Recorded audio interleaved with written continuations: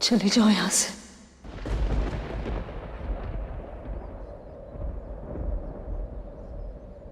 हमें क्षमा कर दीजिए सासू माँ।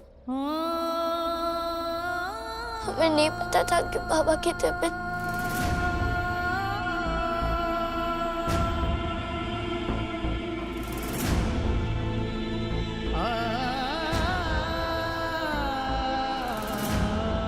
मेरे इन वस्त्रों का मतलब जानते हो?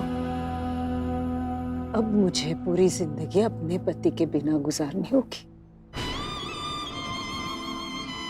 ठीक नहीं किया तूने। चली जाओ।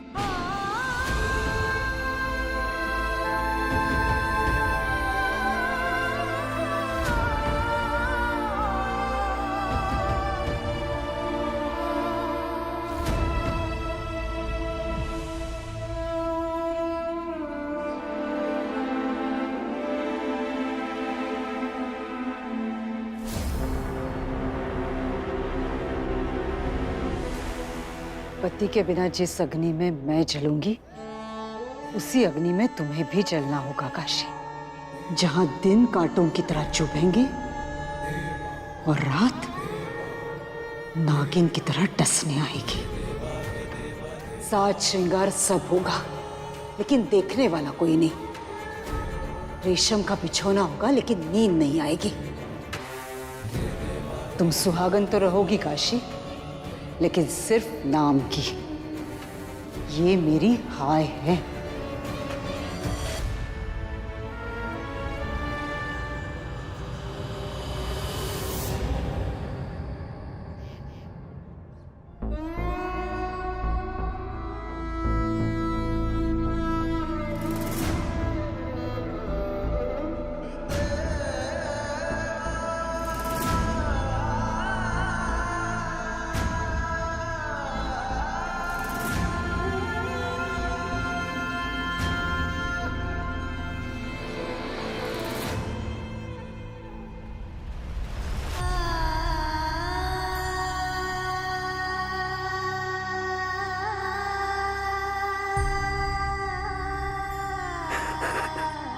तुम्हारे पिता के जाने का हमें बहुत अफसोस है बाजीराव।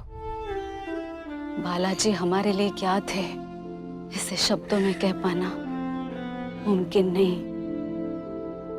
मराठों ने अपना कीमती हीरा खोया है। बालाजी के हम पर बहुत सारे कर्ज हैं, और ये कर्ज की शुरुआत तब हुई थी जब उन्होंने हमें मुगलों से आजाद करवाया था। और अब जाते जाते भी हम पर एक कर्ज चढ़ा गए। उठो, अपने पिता के लिए दीपक जलाओ।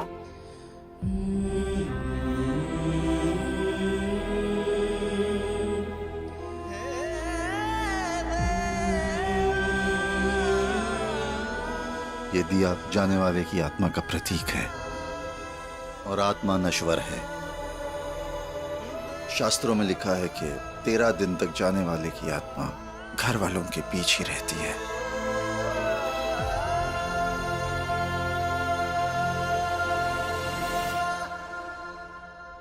आज आप सब शोक में हैं, इसलिए यहाँ भोजन नहीं बनेगा।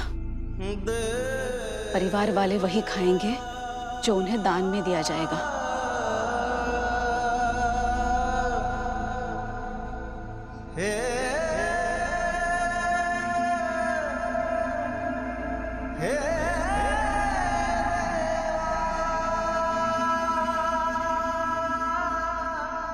राव, दूध पी लीजिए। काशी, यहाँ से चली जाओ। पर राव, आपने कुछ भी खाया पिया नहीं है, इसलिए दूध तो पी लीजिए।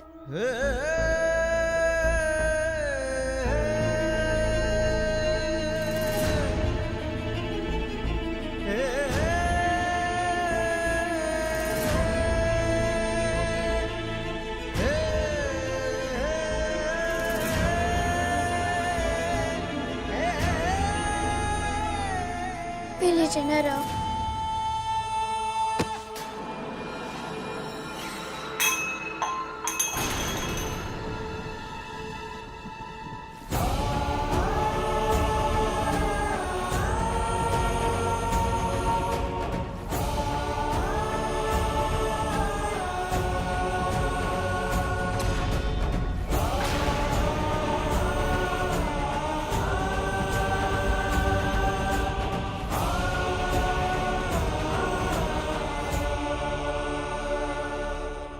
क्षमा करें महाराज, मैं इस वक्त अपने आपे में नहीं हूं।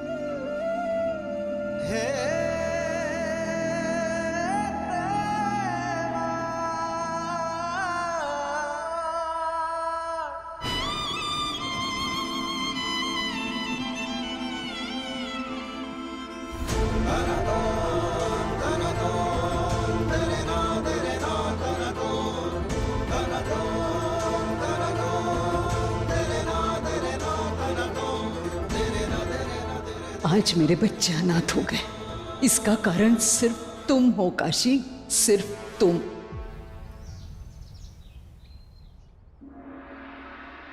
आओ बाजीराव।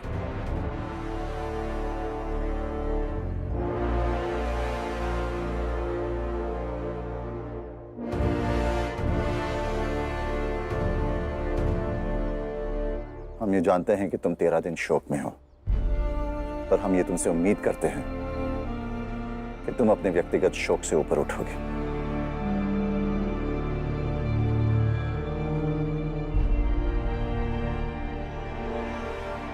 बाजीराव, हमेशा याद रखना कि तुम कोई साधारण व्यक्ति नहीं हो।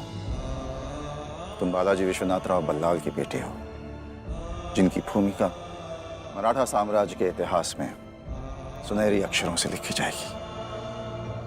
बालाजी ने जो हमारे लिए किया है, हमारे परिवार के लिए किया है, मराठा साम्राज्य के लिए किया है, हम हमेशा उनके ऋणी रहेंगे।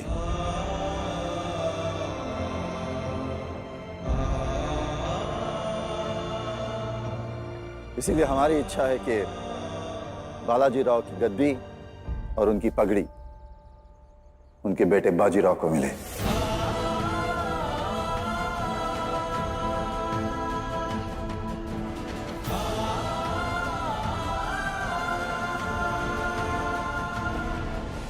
क्षमा करें महाराज, आपको हमारे फैसले से आपत्ति है? शाहू महाराज का न्याय और भावना सब अपनी जगह सही है, लेकिन भावनाओं में बहकर कोई ऐसा कदम नहीं उठाया जा सकता जो इस राज्य के सुख, सुविधा और समृद्धि के बीच आए। आप कहना क्या चाहते हैं? यही महाराज की पेशवा की रणनीति, राजनीति और कूटनीति, ये तीनों बहुत ही बड़ी जिम्मेदारियां हैं, और आप जिन कंधों पर ये जिम्मेदारियां डालना चाहते हैं, वे कंधे अभी भी बहुत नाजुक हैं महाराज। क्षमा कीजिए महाराज, किंतु इस समय भी इस दरबार में 2 ऐसे दावेदार उपस्थित हैं जिन्हें न केवल सत्ता का अनुभव है, बल्कि राजनीति, कूटनीति और रणनीति की मानसिक शक्ति भी। क्यों प्रतिनिधि जी? जी महाराज, बिल्कुल। एक है वो चिमनाजी दामोदर और दूसरे है ये नारोराम। बालाजी की जान यूं ही नहीं गई है, उन्होंने अपनी जान इस राज्य पे निछावर की है। हम बालाजी राव का कर्ज उतारना चाहते हैं,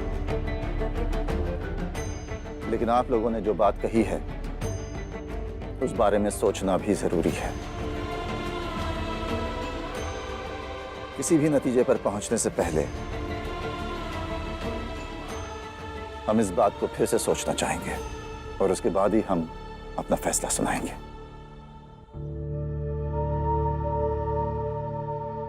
मालकिन, महाराज के फैसले पर लोगों ने सवाल उठा दिया। ऐसे तो पहले कभी नहीं हुआ था, और अब दरबार से समय भी मांगा है महाराज ने। ऐसे कैसे? स्वराज के लिए मेरे पति ने अपनी जान दे दी है, और दरबार में ऐसे एहसान फरामोश लोग बैठे हैं जो सब कुछ भूल गए, मेरे बेटे के रास्ते में चट्टान बन रहे हैं। छत्रपति शाहू महाराज को सबका मुंह बंद कर देना चाहिए था। इसमें सोचना क्या है? अगर छत्रपति शाहू महाराज ने अपना फैसला बदल दिया तो मैं चुप नहीं रहूंगी।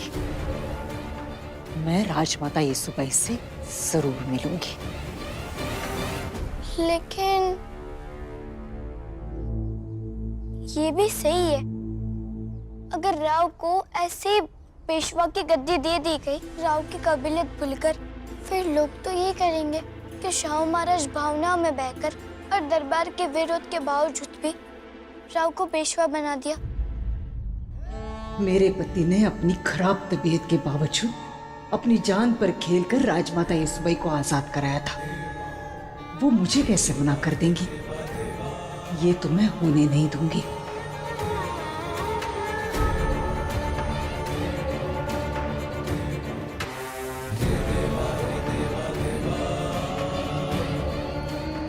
आई,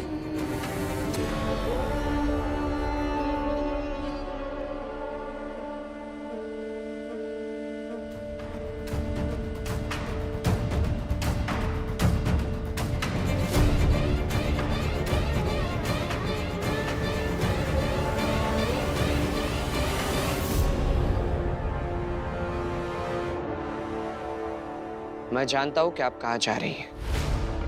राजमाता येसुबाई के पास। और इसमें गलत क्या है बाजी? वही मांगने जा रही हूँ जो मेरे बेटे का हक है और जिसके वो काबिल भी है। आई, अगर ये मेरा हक है और मैं इसके काबिल हूं तो फिर उसे मांगना क्यों? हक तो पूरे सम्मान के साथ हासिल किया जाता है ना आई? और राव को वो मान और सम्मान नहीं मिलेगा जिसके वो हकदार है। आई, मुझे ये पेशवाई भीख में नहीं चाहिए। बाबा ने अपने स्वाभिमान के लिए अपनी जान तक लड़ा दी ताकि वो लोगों का भरोसा जीत सके, और मैं वो स्वाभिमान भीख में नहीं मांगूंगा। जो गद्दी भीख में मिले उस पर राव गर्व से कैसे बैठ पाएंगे? अगर मैं पेशवा की पगड़ी पहनूंगा तो सिर्फ और सिर्फ सर ऊंचा रख के। इसलिए आई, जो भी हो रहा है उसे मेरे भाग्य पर छोड़ दीजिए।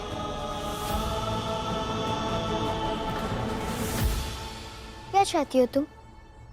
बाजीराव पेशवा ना बने और पेशवाई किसी और को दे दी जाए?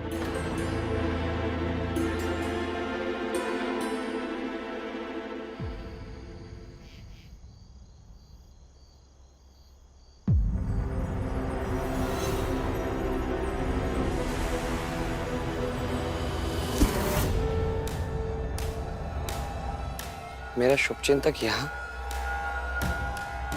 राजमहल में?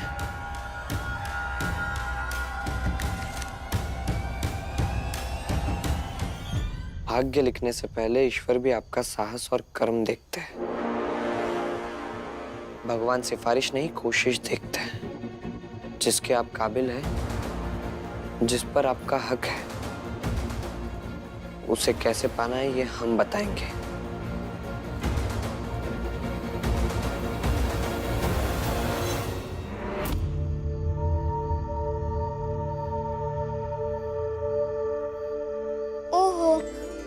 सासवड़ में तो कितना आसान था, राव का आसानी से देख भी पाते थे, लेकिन यहाँ तो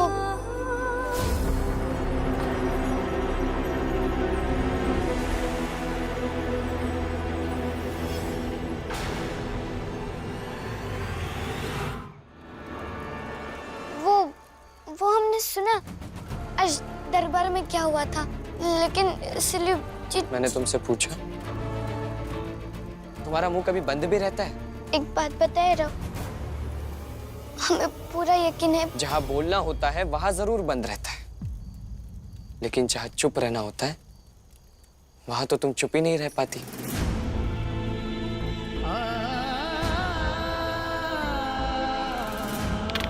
अगर तुम्हें थोड़ी भी परवाह होती काशी, तो तुम चुप नहीं रहती।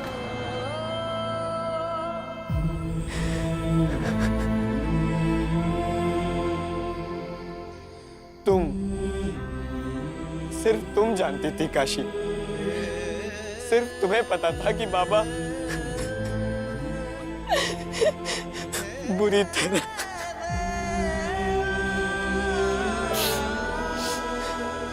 बाबा की तबीयत लगातार तुम्हारे सामने खराब हो रही थी, लेकिन तुमने क्या किया? कुछ नहीं। तुमने मुझे बताया तक नहीं काशी। नहीं राव। क्या नहीं? यही सच है काशी, यही सच है। पर राव, हमें बाबा ने कसम दी थी, इसलिए हमने किसी को। क्या वो कसम बाबा के जीवन से बड़ी थी? अपनी नजर में बड़ा होने के लिए तुमने मेरे बाबा की जान दांव पे लगा दी। नहीं राव, ऐसा कुछ नहीं है। सच कहूं तो अब जब भी तुम्हें देखता हूं तो मुझे वो इंसान दिखाई देता है जिसने मेरे बाबा की जान ली। नफरत है मुझे, नफरत है तुम्हारी शक्ल से भी।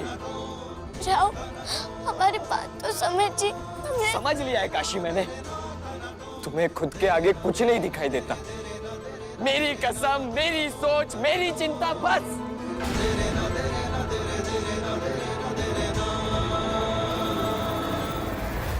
दुख है मुझे कि मैंने तुम्हें अपना दोस्त माना था और समाज ने तुम्हें मेरी पत्नी बना दिया।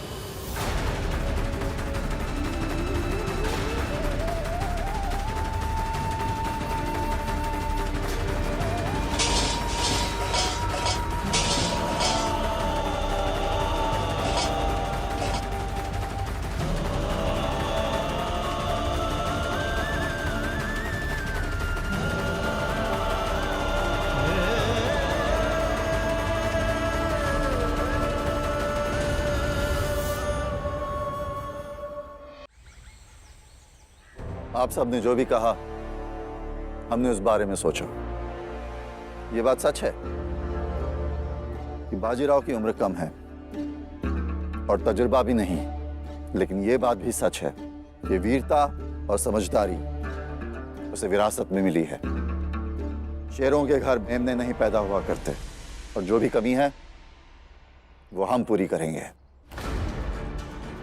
हम उसे सिखाएंगे, उसे समझाएंगे। इसीलिए हमने ये फैसला किया है। क्षमा कीजिए महाराज,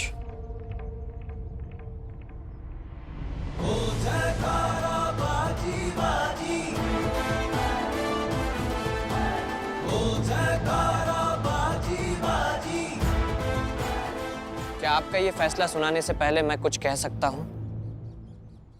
धन्यवाद। मेरे पिता का नाम, उनका कद, उनकी शौर्य गाथा कितनी बड़ी है, ये सब तो मुझे आप लोगों को बताने की जरूरत नहीं है। और अब महाराज ने मुझे अपने पिता के गद्दी के काबिल समझा, इसलिए मैं नतमस्तक हूं। लेकिन आप सब भी सही है, ये पेशवाई की पगड़ी है, कोई राजमुकुट नहीं जो पिता से पुत्र को विरासत में मिल जाए। इसके लिए हमें खुद को साबित करना होगा, मुझे भी और उन लोगों को भी जो खुद को इस गद्दी के दावेदार समझते हैं। और सच ही तो है महाराज, अगर ये पद इतना महत्वपूर्ण है तो उसका फैसला भी चुनौतीपूर्ण होना चाहिए।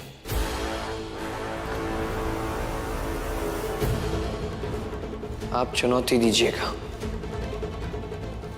सभी दावेदारों को। इसलिए मैं अपने दोनों दावेदारों को चुनौती देता हूं, नारोराम और चिमनाजी दामोदर को, कि ये साबित करके दिखाए कि वो मुझसे बेहतर पेशवा बन सकते हैं और उनमें मुझसे ज्यादा काबिलियत है। बाजीराव बल्लाल की, बाजीराव बल्लाल की, बाजीराव बल्लाल की।